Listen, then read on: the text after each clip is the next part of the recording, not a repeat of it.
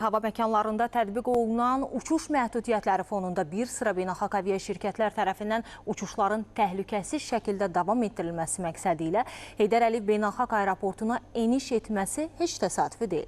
Bakı Hava Limanı regional və qlobal aviasiya marşrutlarının hər cür fövqəladə şəraitdə təhlükəsiz şəkildə yönləndirilməsi üçün tam infrastruktura və operativ imkanlara malikdir. Hazırda Milli Məclisin deputatı Bəhruz Məhərrəmov bizimlə birbaşa bağlantıdadır. Mövzunu onunla davam etdirəcək. Bəhruz müəllim, buyurun, söz sizdədir. Əntiqə, buyurun. Bəli, İran, İsrail və İraqın hava məkanının məhdudlaşdırması səbəbindən bir çox beynəlxalq avia şirkətlər ehtiyat eniş üçün Bakı Hava Limanını seçib. Artıq müxtəlif istiqamətlər üzrə uğurlu eniş edilib. Hazırda bizim yanımızda Milli Məclisinin deputatı Bəhruz Məhərrəmov var. Bəhruz bəy, real hadisələr fonunda Azərbaycanın hava nəqliyyatında təhlükəsizliyi və regionda rolu haqqında fikirlərinizi öyrənmək istəyirik. Buyurun.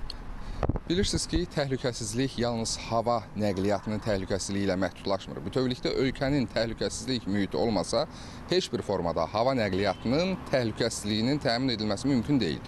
Möhtərəm cənab prezident dəfələrlə bəyan edib ki, Azərbaycan şimalda, cənubda, şərqdə, qərbdə, bütövlükdə müharibə ocaqlarının və gərginliklərin hökm sürdüyü bir dövrdə Azərbaycan təhlükəsizlik adasıdır və bugün bir daha cənub istiqamətində yaxın şərqdə baş verən toqquşmalar fonunda Azərbaycanın təhlükəsiz nəqliyyat hubı kimi çıxış etməsi və bir çox ölkələrin avia şirkətləri üçün, eləcə də özəl avia şirkətləri üçün, insanlar üçün təhlükəsizlik dayağına çevrilməsi bir daha bu tezisi təsdiqləyir. Yəni Azərbaycan ilk növbədə bir daha dünyada özünü stabil, sabit, təhlükəsiz bir məkan kimi, coğrafiya kimi təsdiq etdi.